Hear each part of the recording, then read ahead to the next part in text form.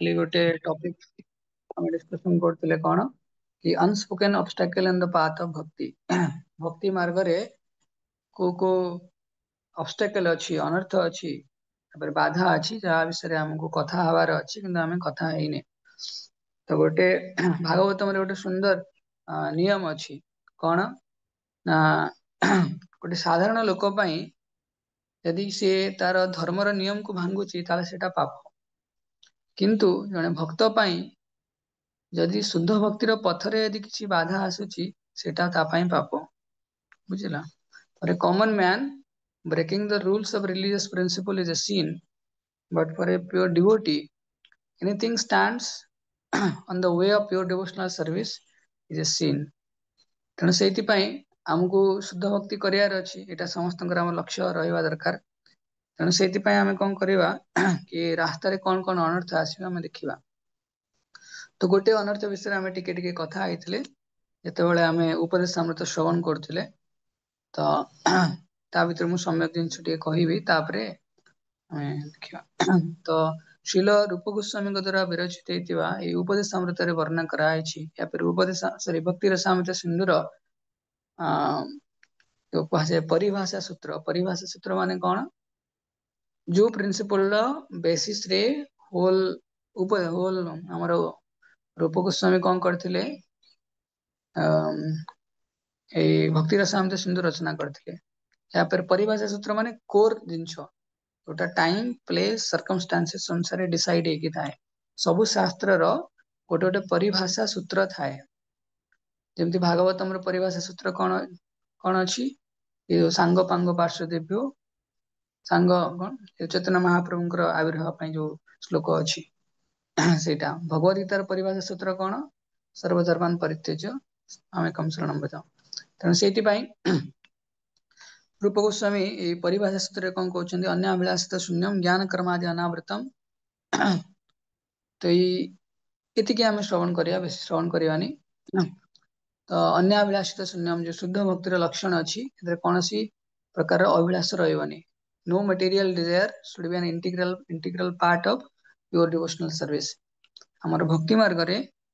कौन सी प्रकार भौतिक कामना कौन रही इंटीग्राल माने जोड़िकी रहीबार ना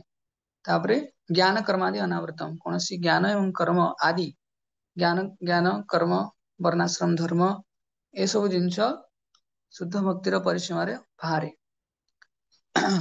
तो व्यवहारिक दृष्टिकोण ने आम तले मंदिर रे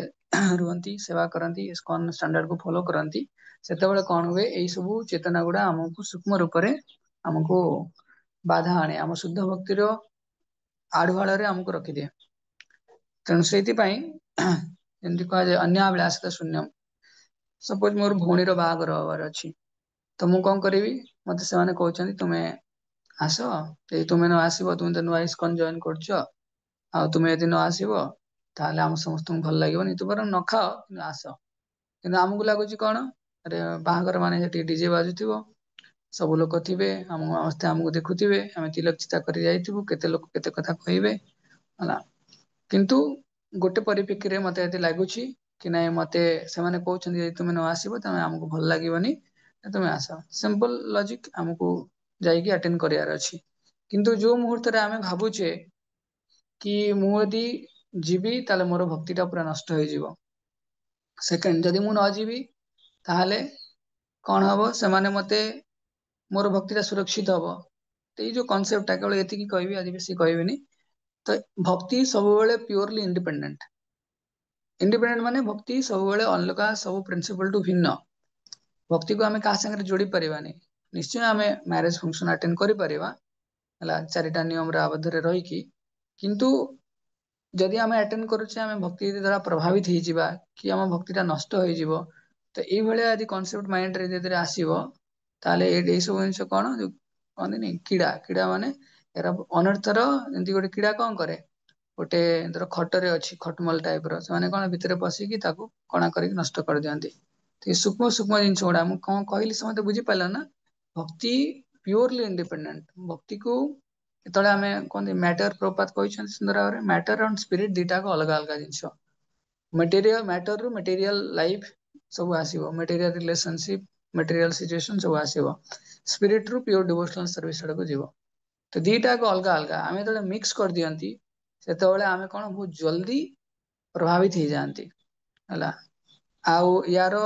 कहीं प्रभावित हो जाती कारण ये सब जिन रिजेक्ट जो मुहूर्त करवा से मुहूर्त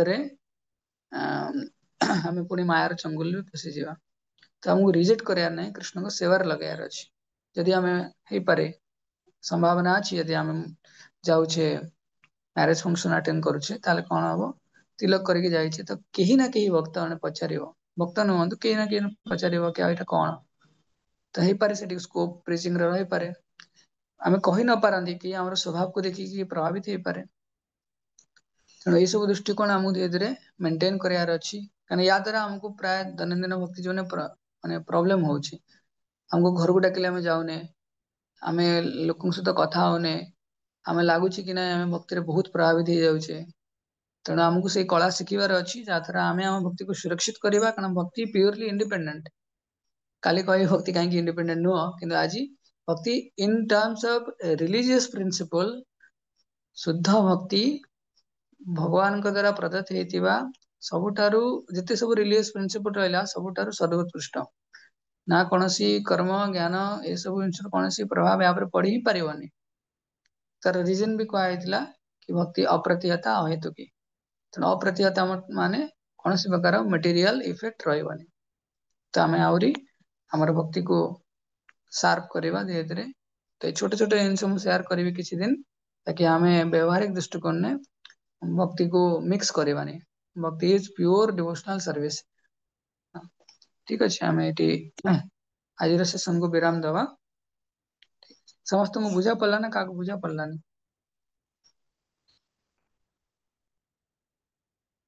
जय प्रकाश प्रभु तुम बुझा पड़ा आज्ञा प्रभु हरे कृष्ण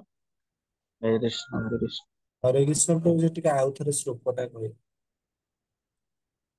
को श्लोक मुझे श्लोक कही नहीं प्राय किसी अन्य अभिलाष